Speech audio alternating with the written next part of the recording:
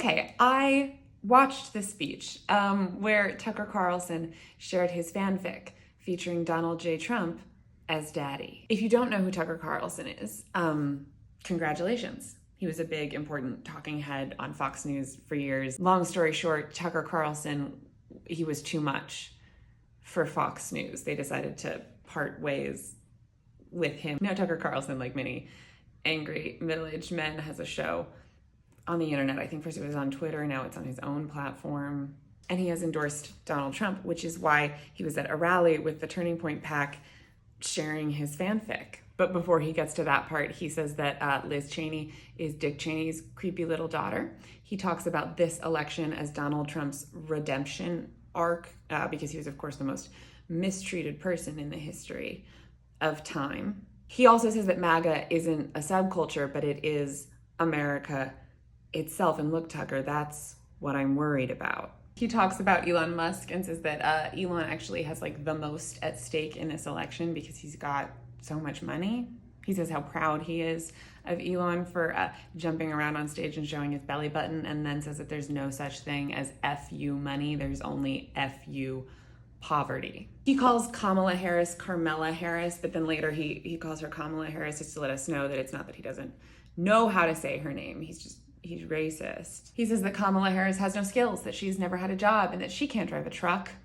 Because yeah, women can't drive. He also says that you would never let Tim Walz watch your own kids. And look, I don't have kids, but if I did and Tim Walz offered to babysit, I would take him up on it. Okay, and in this next part, I think we can interpret dad to be Donald Trump, and the girl to be either America or the Democratic Party or Kamala Harris herself.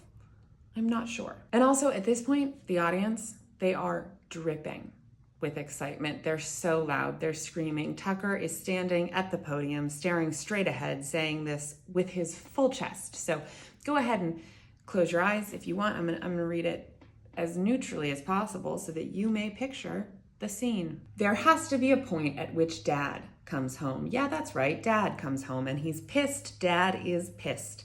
He's not vengeful. He loves his children, disobedient as they may be. He loves them because they're his children. They live in his house. But he's very disappointed in their behavior, and he's gonna have to let them know, get to your room right now and think about what you did. When dad gets home, you know what he says? You've been a bad little girl, and you're getting a vigorous spanking right now. And no, it's not gonna hurt me more than it hurts you. I'm not gonna lie. It's gonna hurt you a lot more than it hurts me, and you earned this. You're getting a vigorous spanking because you've been a bad girl. Then Tucker spends the rest of his speech laying little seeds for election deniers, essentially saying that 2020 was a rigged election and that the Democrats can't possibly win this election. And if the time comes and they do win and the news says they win and they come out and they say they won, that we shouldn't believe them. We should say dad's home and he's pissed. Does the fact that this was like a high profile campaign speech make me feel worried for the potential future of this country? Of course it does. But I think more than that, it makes me feel worried for Tucker Carlson's children, his daughters in particular.